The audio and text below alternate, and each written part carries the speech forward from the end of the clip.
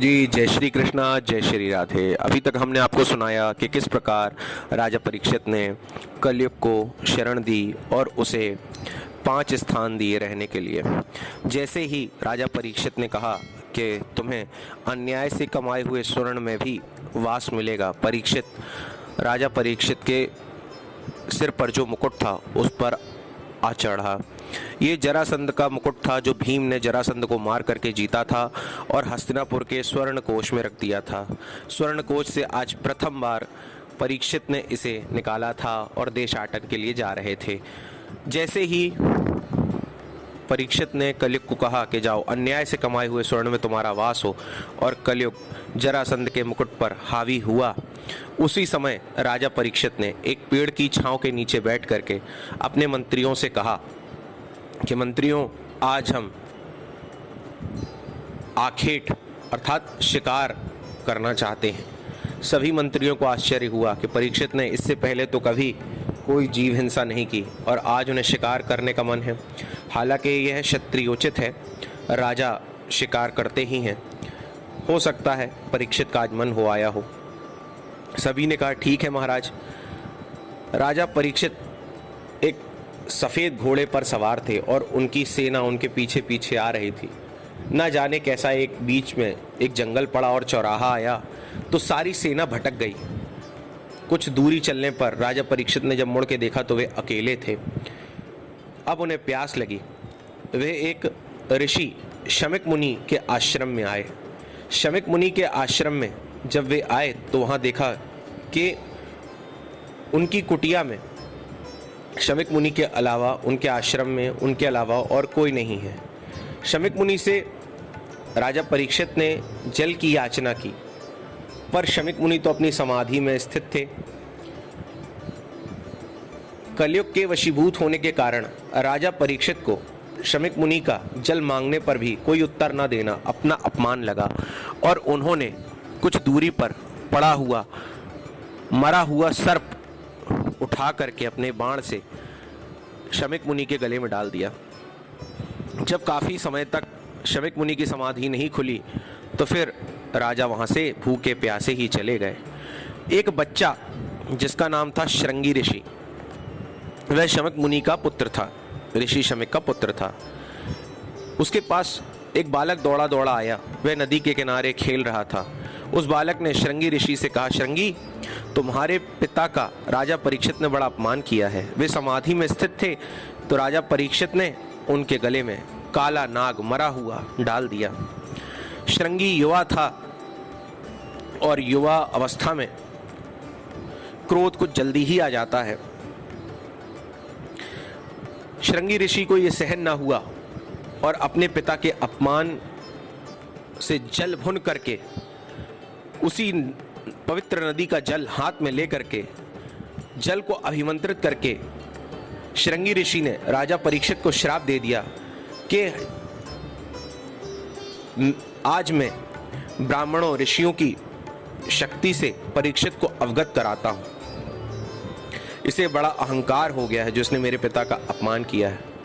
जाओ, आज से 7वें दिन परीक्षित उसी सर्प के काले सर्प के काटने से तुम्हारी मृत्यु होगी। इस प्रकार से श्राप दे दिया और दौड़े दौड़े अपनी कुटिया में आए। वहां देखा पिताजी समाधि में हैं, गले में मरा हुआ सर्प पड़ा है। श्रृंगी ऋषि ने दौड़ करके अपने पिता शमिक के गले से उस मरे हुए काले सर्प को निकाला और वहां रोने लगे।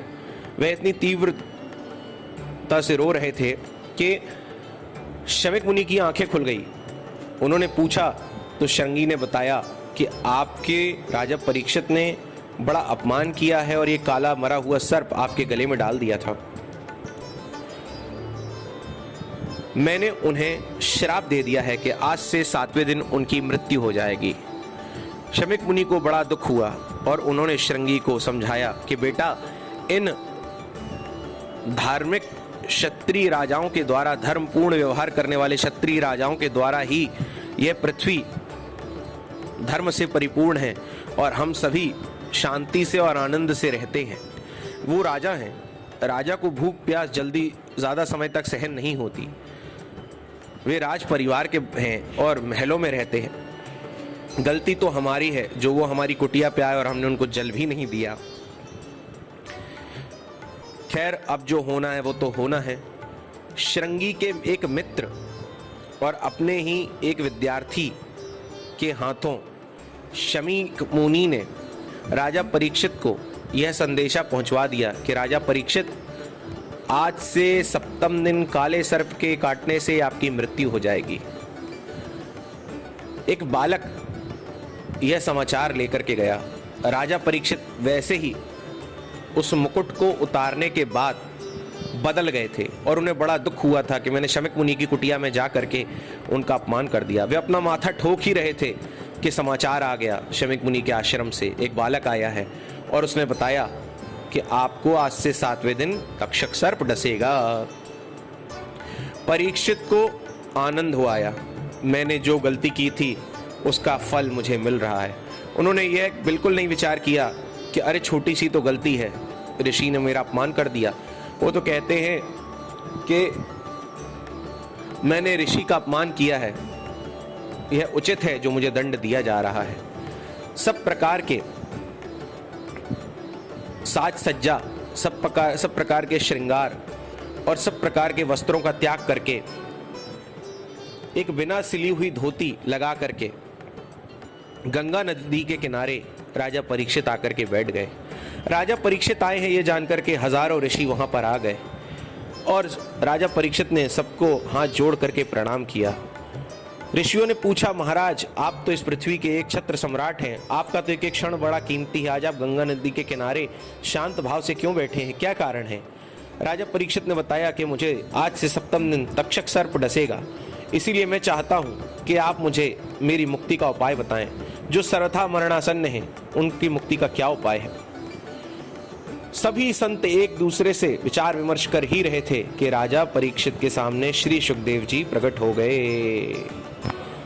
श्री सुखदेव जी को देख करके हजारों वर्ष की तपस्या में संलग्न ऋषि, जिनकी आयु सुखदेव जी से 100 गुना है, वे भी सुखदेव को देख करके हाथ जोड़ लेते हैं। अलक्ष्य लिंगो निजलाभ तुष्टो व्रतश्च बाइलैरवधूत भेषः। जो सभी प्रकार के संग्रह परिग्रह से मुक्त हैं, ऐसे सुखदेव जी परीक्षित की मुक्ति के लिए भगवान के द्वारा भेजे गए और गंगा नदी के किनारे राजा परीक्षित के सम्मुख प्रकट हो गए।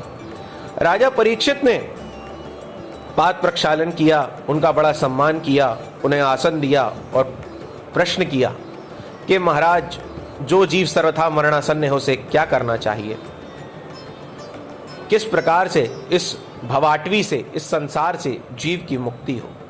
जब इस प्रकार से राजा परीक्षित ने श्री सुखदेव जी के सामने प्रश्न किया तो श्री सुखदेव जी प्रसन्न हो गए और वह उपाय जिससे इस भवाटवी से मुक्ति हो सकती है, वह उपाय जिससे इस संसार सागर से पार जाया जा सकता है, वह उपाय जिससे मोह की निद्रा सर्वथा के लिए टूट सकती है, वही उपाय श्री सुखदेव जी ने राजा परीक्षित को लक्ष्य करके सारे संसार के लिए सुनाया और वही हमको श्रीमद् भागवत महापुराण के रूप में प्राप्त हुआ।